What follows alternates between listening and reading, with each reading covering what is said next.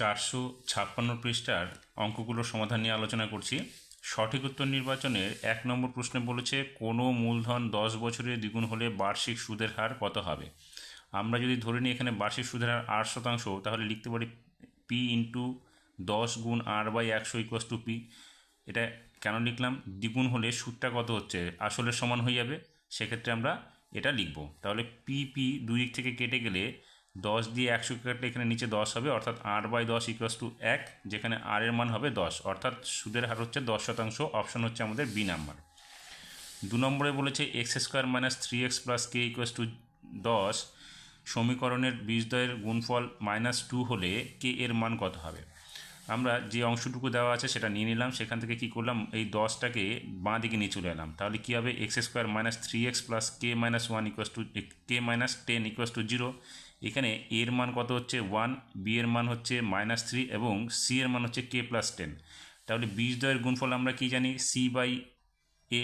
তাহলে সি এর মান কত, k - 10, তাহলে k - 10/1, বি এর মান হচ্ছে 1 ইকুয়াস টু কী হবে -2, বা k - 10 ইকুয়াস টু কী হবে -2, যেখানে k এর মান কী হবে, এটা এদিকে এসে +10 হয়ে যাবে, অর্থাৎ +10 এবং -2 ক্যালকুলেশন করলে আমাদের 8 আসবে। তাহলে k এর মান পেয়ে গেলাম আমরা কত, 8। অপশন হচ্ছে সি নাম্বার।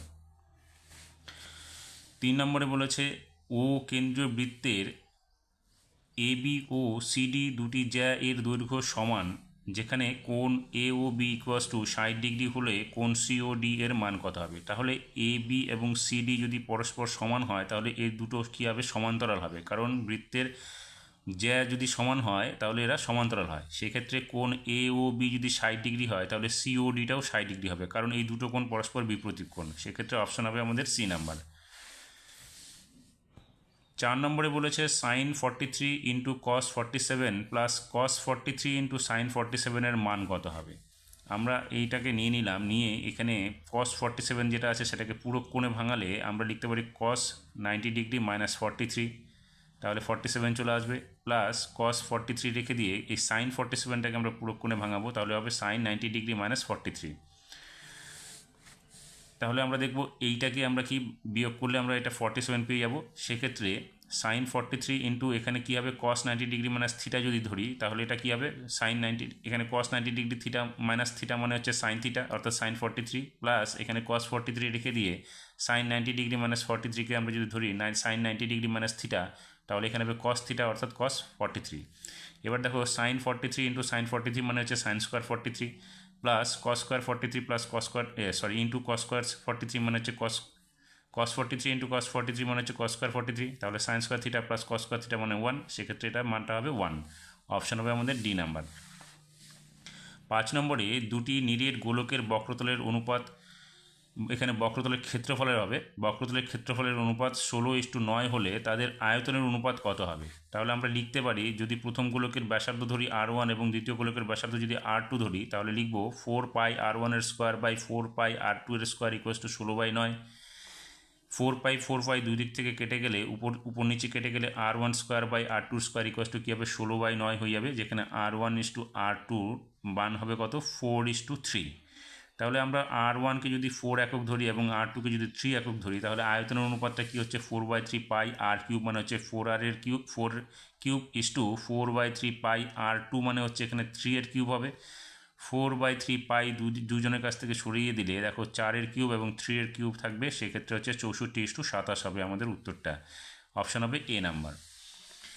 6 নম্বরে যে প্রশ্নটা রয়েছে 3, 14, 18, 20, 5 এর মধ্যমা। এখানে দেখো সংখ্যাগুলো ঊর্ধ্বক্রমে সাজানো নেই, সংখ্যাগুলো ঊর্ধ্বক্রমে সাজালে হবে 3, 5, 14, 18, 20।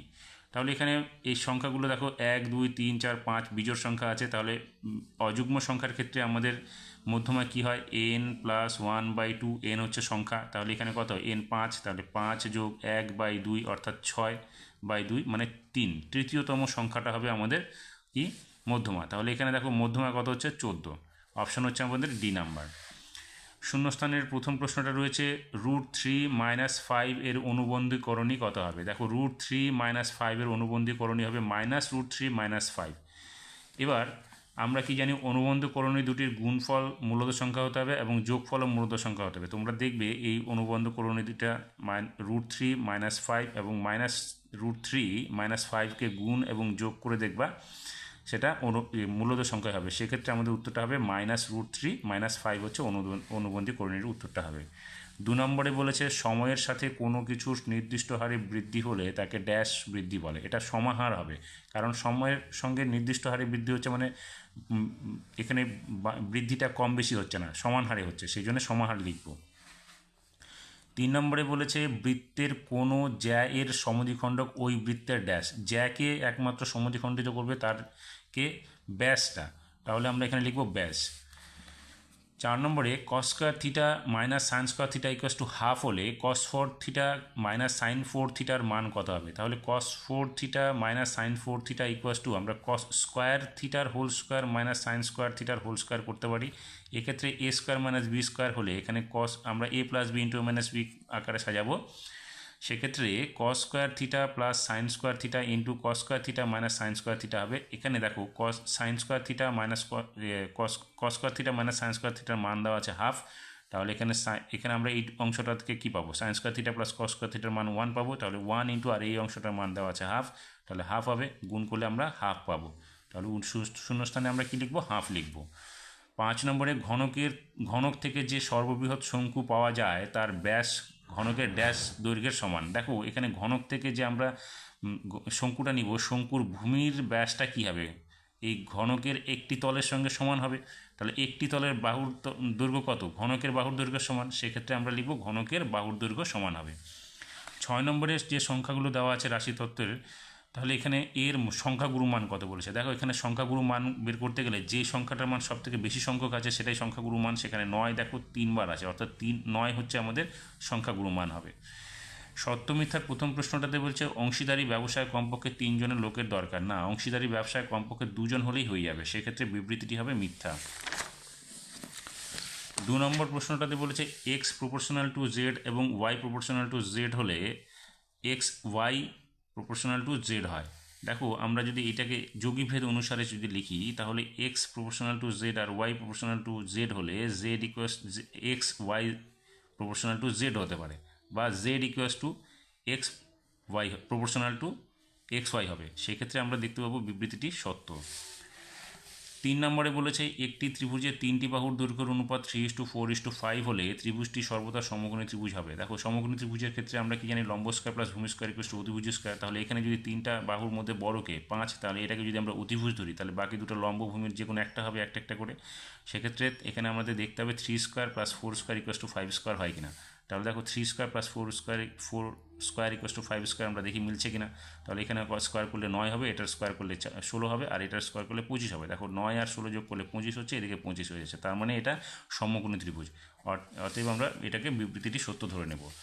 4 নম্বরে বলেছে theta less than equals to 0 degree less than equals to theta less than equals to 90 degree হলে sec square theta plus cos square থিটার সর্বনিম্ন মান 2 হবে। তাহলে আমরা এখানে নিয়ে নিলাম sec square theta plus cos square theta equals to, আমরা এটাকে এ স্কয়ার প্লাস বি স্কয়ারের আকারে মান নির্ণয়ের সূত্রটা সাজিয়ে দেবো। তাহলে এখানে কী হবে? সেক থিটা মাইনাস কস থিটার whole square plus 2 into sec theta into cos theta, অর্থাৎ A square plus B square সূত্র হচ্ছে A minus B whole square plus 2ab, সেই আকারে সাজাবো। এখানে দেখো যে কোনো পূর্ণবর্গ সংখ্যার সর্বনিম্ন মান হচ্ছে 0, সেক্ষেত্রে আমরা এখানে 0 লিখবো, প্লাস 2 ইন্টু সেকের পরিবর্তে আমরা 1/cos লিখতে পারি, ইন্টু কসটা ছিল, কস কেটে গেলে এখানে শুধু হবে 2, অর্থাৎ 0 প্লাস 2 মানে হচ্ছে 2। সেক্ষেত্রে আমরা দেখতে পাচ্ছি সর্বনিম্ন মান কত হচ্ছে 2, অর্থাৎ বিবৃতিটি আমরা পাচ্ছি সত্য। 5 নম্বরে বলেছে একটি ঘনকের প্রতিটি ধারের দৈর্ঘ্য দ্বিগুণ হলে ঘনকটির আয়তন পূর্বের আয়তের 4 গুণ হবে। দেখো ঘনকের বাহুর দৈর্ঘ্য যদি আমরা এ ধরে নিই, তাহলে আয়তন কত হচ্ছে? বাহু কিউব অর্থাৎ এ কিউব। এবার যদি আমরা দ্বিগুণ করে দিই, তাহলে বাহুটা কত হবে? 2a, সেক্ষেত্রে আয়তন কত হচ্ছে? 2a কিউব অর্থাৎ 8a কিউব। তাহলে a cube R 8a cube দেখো 8 গুণ বৃদ্ধি পাচ্ছে, সেক্ষেত্রে বিবৃতিটি হচ্ছে মিথ্যা। 6 নম্বরে বলেছে n অযুগ্ম হলে n+1/2 তম সংখ্যাটি হবে মধ্যমা। হ্যাঁ, এটা আমরা এর একটু আগেই আমি আলোচনা করেছিলাম এখানে, যে এই যে দেখো n 1 2 3 4 5 এটা অযুগ্ম সংখ্যা, সেক্ষেত্রে মধ্যমা কী হয়? n+1/2 তম সংখ্যাটা। সেক্ষেত্রে আমাদের এখানে যেটা বলেছে যে n অযুগ্ম সংখ্যা হলে n+1/2 তম পদটি হচ্ছে মধ্যমা, সেক্ষেত্রে বিবৃতিটি হচ্ছে সত্য।